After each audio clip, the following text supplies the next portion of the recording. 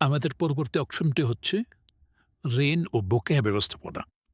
ঋণ ও বাকি ব্যবস্থাপনা সর্বপ্রথম ঋণ প্রদান। এখানে আমরা প্রতিষ্ঠানের পক্ষ থেকে, প্রতিষ্ঠানের ফান্ড থেকে কাউকে ঋণ প্রদান করব। প্রথম তৈরি করুন বাটনে যাব। এখানে গ্রহীতার নাম বা কাকে ঋণটা দিচ্ছি তার নামটা লিখতে হবে। এখানে প্রথমত তারিখটা মেনশন করে দিতে হবে কোন তারিখে আমরা ঋণ দিচ্ছি। গ্রহীতার নামে আমরা লিখে দিলাম আব্দুল্লাহ এবং এখানে গ্রহীতার ফোন নম্বর লিখে দিলাম আমরা। এটা হচ্ছে গ্রহীতার ফোন নম্বর। এটা হচ্ছে তহবিল, কোন ফান্ড থেকে আমরা ঋণটা দেব।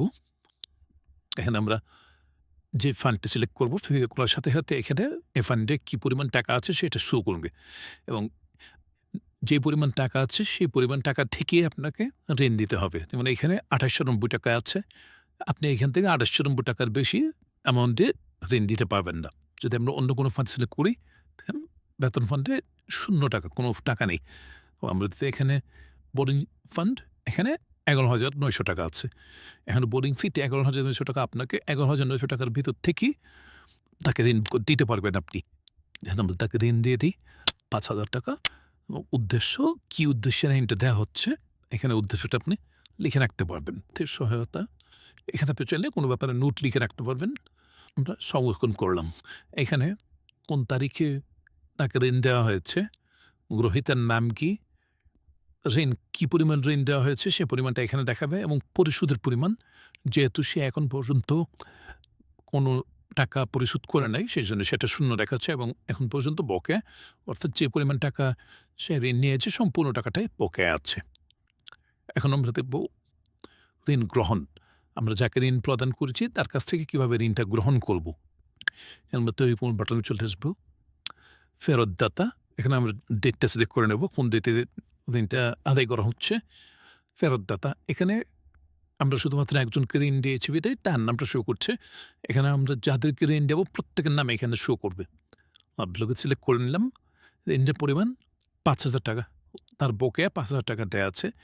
পরিশোধের পরিমাণ 0, এখন পর্যন্ত পরিশোধ করে নাই এবং সম্পূর্ণ টাকাটাই বকেয়া। এই মুহূর্তে সে পরিশোধ করবে। এখন সে, আমরা দিয়ে দিই ৮০০ টাকা পরিশোধ করবে সে। এবং তহবিলের নাম, আমরা এই টাকাটা কোন ফান্ডে দেব, কোন তহবিলে দেব, আমরা এটা দিয়ে দিই বেতন ফান্ড। বেতন ফান্ডে এই টাকাটা আমরা গ্রহণ করব।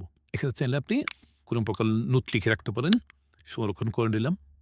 দেখেন এখানে আমাদের গ্রহণের তালিকায় চলে আসছে ফেরতদাতা আব্দুল্লাহ, মোট পরিমাণ ৫,০০০, পরিশোধ করেছে ৮০০ টাকা, এখনও আরও ৪,২০০ টাকা বকেয়া আছে।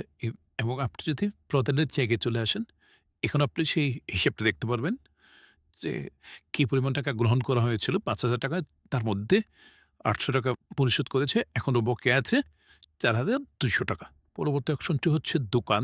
এখানে আমরা দোকান, সেই দোকানগুলো তৈরি করব যে দোকানে আমরা সাধারণত বাকি করে থাকি, বাকির লেনদেন থাকে, সেই দোকান আমরা তৈরি করুন পাঠাতে যাব। এখানে দোকানের নাম আমরা লিখতে পারি। কসবা স্টোর লিখে দিলাম, তৈরি করুন। এখানে কসবা স্টোর তৈরি হয়ে গেছে। এখন আমরা বাকি গ্রহণে যাব। বাকি গ্রহণে গিয়ে তৈরি করুন বাটনে ক্লিক করব। এখানে আমাদের যে সকল দোকান এন্ট্রি করা থাকবে প্রত্যেকটা দোকানের নাম এখানে শো করবে এবং আমরা কসবা স্টোর সিলেক্ট করলাম। এবং বাকি গ্রহণকারী কার মাধ্যমে বাকি নেওয়া হয়েছে, এখানে আমাদের বাকি গ্রহণকারী হচ্ছে ইসমাইলের মাধ্যমে বাকি নেওয়া হয়েছে এবং কী পরিমাণ টাকা বাকি নেওয়া হয়েছে, ৯০০ টাকা বাকি নিয়েছি আমরা। কী উদ্দেশ্যে নেওয়া হয়েছে, আমরা এখানে উদ্দেশ্য লিখে দিলাম খাতা কলম বাবদ। এখানে চাইলে আপনি যে কোনো ব্যাপার নোট লিখে রাখতে পারেন। সংরক্ষণ করে নিলাম। এখানে দেখেন কসবা স্টোর মোট পরিমাণ ৯০০ টাকা, এখন পর্যন্ত ১ টাকাও পরিশোধ করা হয়নি, সম্পূর্ণ টাকাটা বকেয়া রয়েছে। কসবা স্টোর থেকে আমরা ৯০০ টাকা বকেয়া করেছি। এখন এই টাকাটা আমরা আদায় করার জন্য বাকি প্রদানে যাব। তো এই বাটনে ক্লিক করলাম। এখানে আমাদের সবগুলো, এখানে আমাদের ওই সকল দোকানের নাম শো করবে যে সকল দোকান থেকে আমাদের বকেয়া আছে। যেমন আমাদের দোকান আরও বেশি তৈরি করা আছে, বাট বকেয়া আছে শুধু ২টা দোকান থেকে। কসবা স্টোর সিলেক্ট করলাম। এখানে আমাদের বকেয়া আছে ৯০০ টাকা। আমরা এখন কে পরিশোধ করবো, পরিশোধের নামটা লিখে দিই।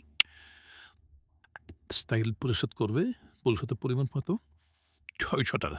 আমরা যদি ৳৬০০ পরিমাণ এখানে দেখেন আমাদের পরিমাণ নিচ্ছে না, অর্থাৎ আমি এখানে নির্বাচন করতে হবে কোন ফান্ড থেকে আমরা টাকাটা দেব। এখানে আমাদের বোর্ডিং ফি সিলেক্ট করলাম। বোর্ডিং ফিতে আমাদের এই পরিমাণ টাকা অবশিষ্ট আছে। এই টাকা থেকে আমরা ৳৬০০ করে দেব। ৳৬০০ আমরা দিয়ে দিচ্ছি। চাইলে আপনি নোট লিখে রাখতে পারবেন। সংরক্ষণ করে দিলাম। এখানে দেখেন আমাদের বকেয়া প্রদানে কসবাই স্টোরে মোট পরিমাণ ৳৯০০, যার মধ্যে পরিশোধ করা হয়েছে ৳৬০০। এখনও ৳৩০০ বকেয়া আছে। আপনি যদি বাকি গ্রহণে যান, কাদের কাছ থেকে বাকি নেওয়া হয়েছে সে পরিমাণটাও দেখতে পারবেন এবং বকেয়া প্রদানে গেলে কী পরিমাণ টাকা প্রদান করা হয়েছে সেটা আপনি দেখতে পারবেন। এ হচ্ছে আমাদের ঋণ ও বাকি ব্যবস্থাপনার ওভারঅল।